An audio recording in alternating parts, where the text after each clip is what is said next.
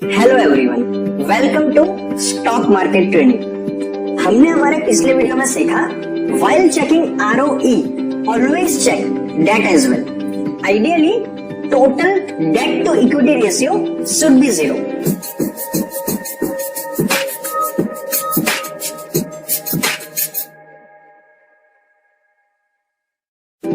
Our today's topic is company fundamental ROCE, in which we will cover what is ROCE, what is the difference between ROE and ROCE, which ratio is more important।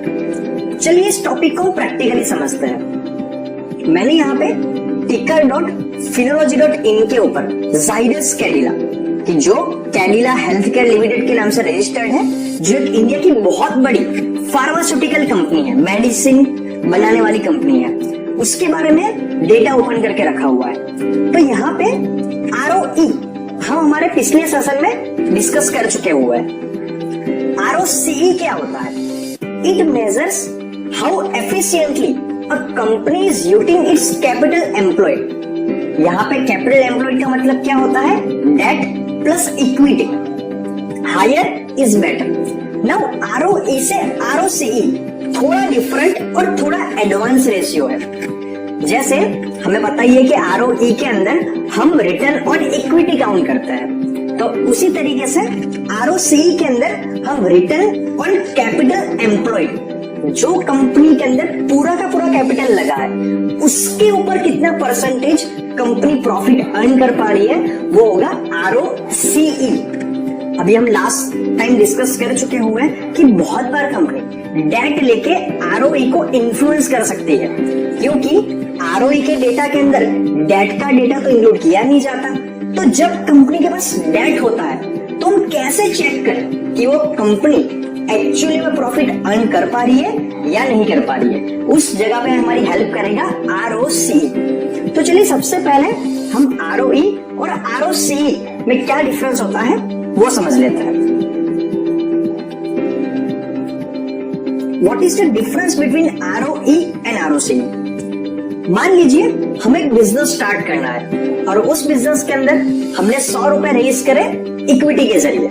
Equity का मतलब क्या होता है? हमने जो पैसे raise करे उसके सामने हमने कुछ शेयर्स अलॉट करे, उनको हमारी कंपनी की ओनरशिप दी हुई है, और 100 रुपए हमने रेज करे डेट के जरिए। और चलिए हम यहाँ पे मान लेते हैं कि हमने जो डेट लिया है वो हमें किसी दोस्त के पास से 0% इंटरेस्ट पे मिला है।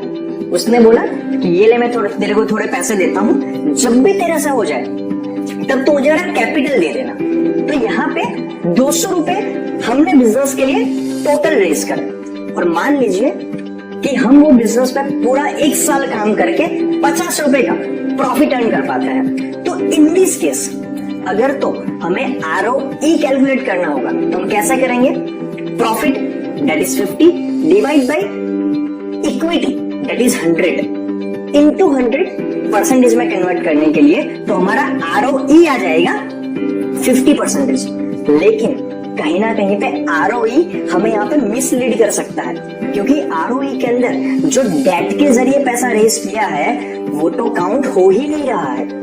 तो हम कैसे पता करें कि हमारा ओवरऑल बिजनेस कितना परफॉर्मेंस दे पा रहा है? वहीं पे काम आता है ROCE, जिसका फॉर्मूला क्या बनेगा?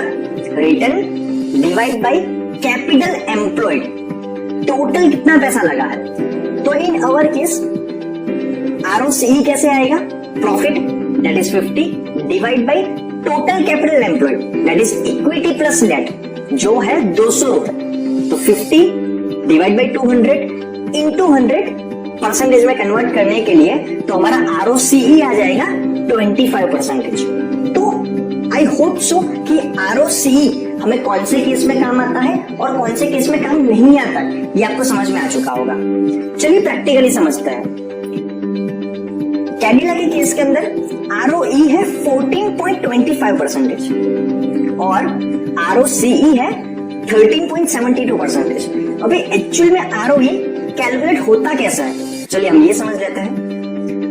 अगर हम बैलेंस शीट में जाएंगे तो मार्च 2020 का जो डेटा है उसके अकॉर्डिंगली जो कैपिटल शेयर्स को अलॉट करके रेज किया गया है that is 102.40 crore.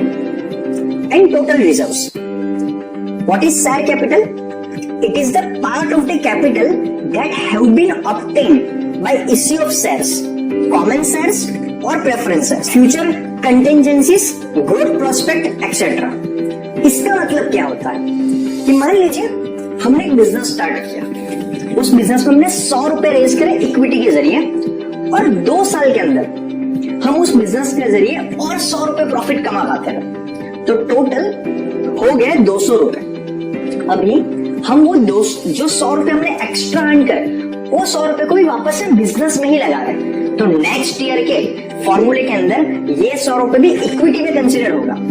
तो रिजर्व्स का मतलब क्या होता है, हमने जो पैसा बिजनेस में लगाया है लेकिन हमने वो अर्न कैसे किया था, जो हमने ओरिजिनली शेयर्स को अलॉट करके इक्विटी से रेज किया था, उसकी वजह से ही हम ये पैसा अर्न कर पाए और वापस से बिजनेस में लगा पाए, तो उसको बोला जाएगा टोटल रिजर्व्स।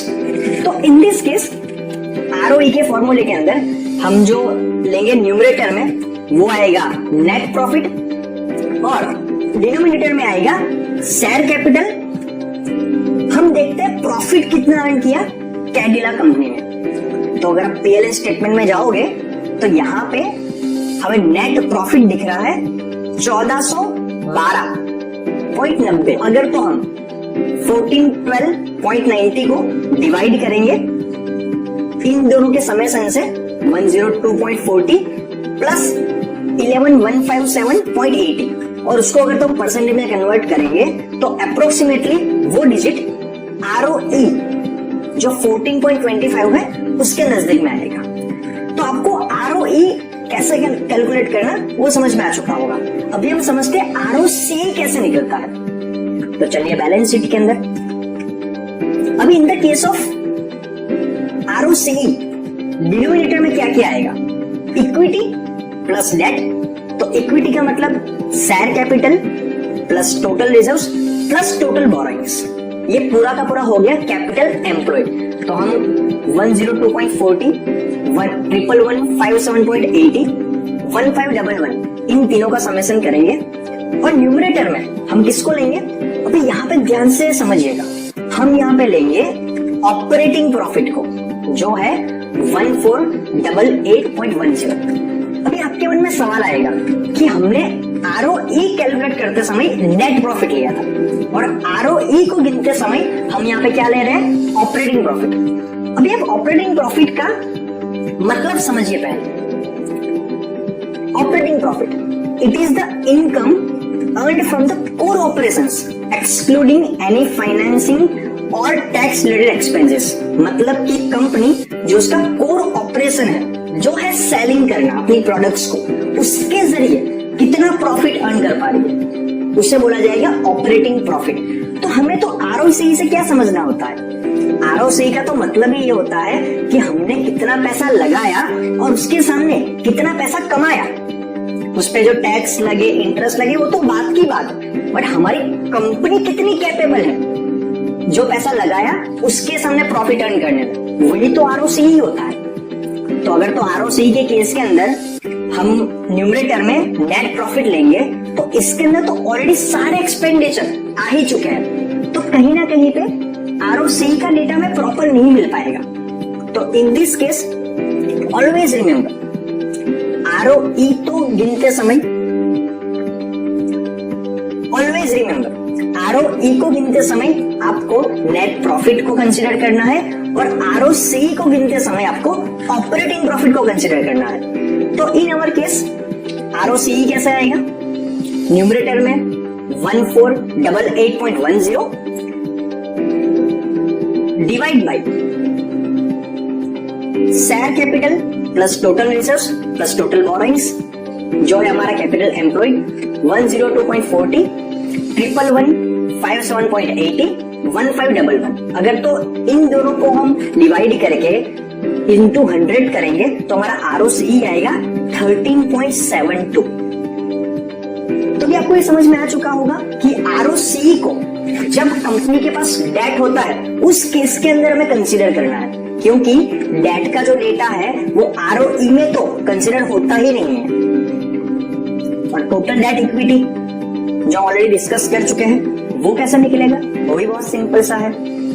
न्यूमरेटर में आएगा ये डेट का जो फिगर यहाँ पे लिखा गया है वो, और डिनोमिनेटर में आएगा share capital plus total reserves. तो जो भी वो डिजिट आएगा वो बन जाएगा हमारा total debt to equity ratio. तो चलिए हम एक ऐसी कंपनी का एग्जांपल लेके चलते हैं कि जो डेट फ्री है, हिंदुस्तान यूनिलीवर जो टोटली डेट फ्री कंपनी है। तो डेफिनेटली जो कंपनी डेट फ्री होती है उसमें हमें ROE को कंसिडर करना है।